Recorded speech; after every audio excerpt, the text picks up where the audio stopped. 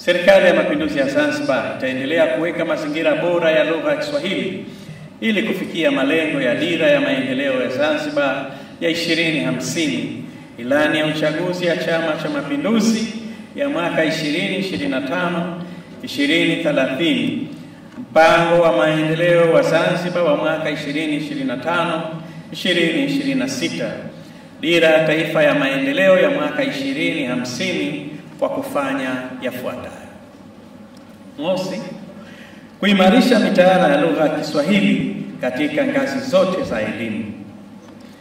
Pili, kuanzisha programu za uanagenzi kwa wakalimani na wafasiri vijana.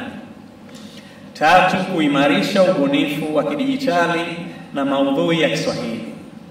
Nne, kuongeza uwekezaji katika tafiti za Kiswahili zinazolenga sayansi, mazingira, afya, utalii na biashara. Na tano, kukuza ushirikiano wa kimataifa kupitia balozi, taasisi za elimu na mashirika ya kikanda.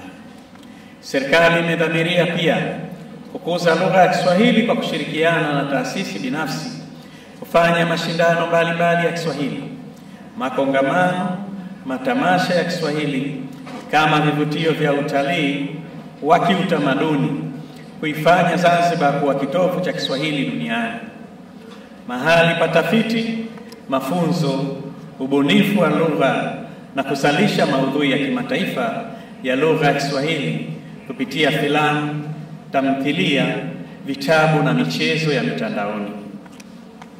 Kwa lengo la kufikia azma hiyo, serikali inaiagiza Wizara ya Habari, Sanaa, Utamaduni na Michezo kujikita katika kufanya ubunifu na kushirikiana na mabaraza ya Kiswahili, taasisi za elimu, mashirika ya kimataifa, jumuiya za wataalamu wa lugha, wasanii, vyombo vya habari na wadau mbalimbali wa lugha ya Kiswahili ili kuhakikisha haya yote ambayo tunalenga kuyatekeleza katika kuikuza lugha yetu ya Kiswahili yaweze kufanikiwa.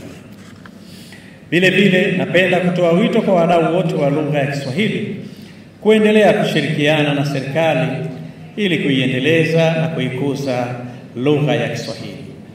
Milango ya serikali iko wazi na tuko tayari kushirikiana na yoyote yule ambaye atajitokeza kwa lengo la kuimarisha na kuipeleka mbele zaidi lugha ya Kiswahili.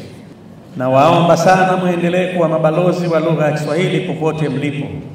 Tuwahimize wanafunzi wetu, familia zetu, jumuiya zetu na serikali zetu kutambua thamani ya lugha ya Kiswahili kama rasilimali ya maendeleo.